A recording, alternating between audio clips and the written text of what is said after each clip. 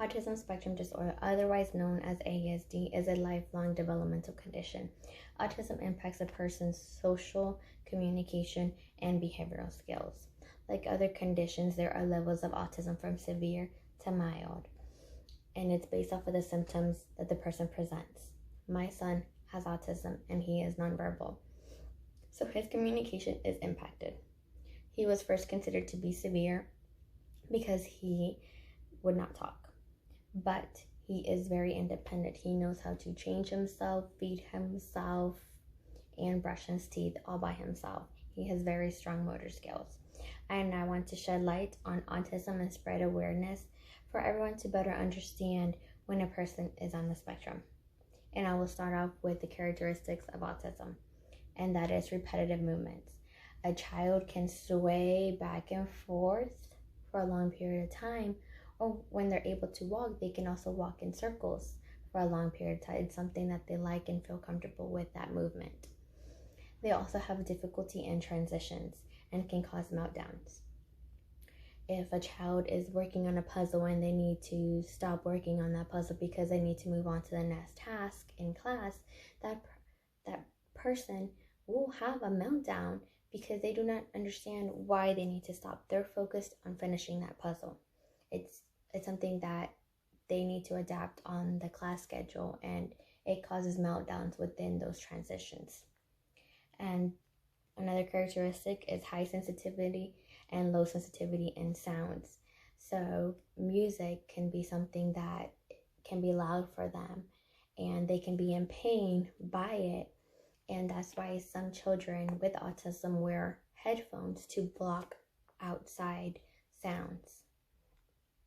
Playing by themselves.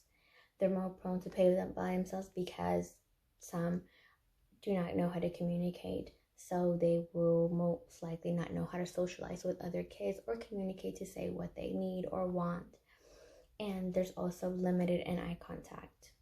A child will not give you eye contact. They will look up, down, side to side before they will give you that eye-to-eye contact. And if they do, it's very limited. And there's also sensory sensitivities. A child can feel texture differently and might not like it. It can be from silk to also the texture and food that creates a sensitivity for them. And now I will move on to the diagnosis, how children are diagnosed with autism. And there's no actual blood test or gene test for it.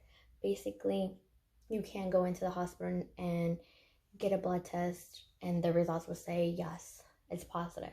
No, that's not the case with children with autism. It's a behavioral, and that's why I started out with the characteristics, to have that picture of children, how they behave. That's how children are diagnosed. And it is based on their behavioral signs and symptoms. As I stated, it can appear as early as 18 months, and usually it's within the 2 to 3 year age that the signs are also presented.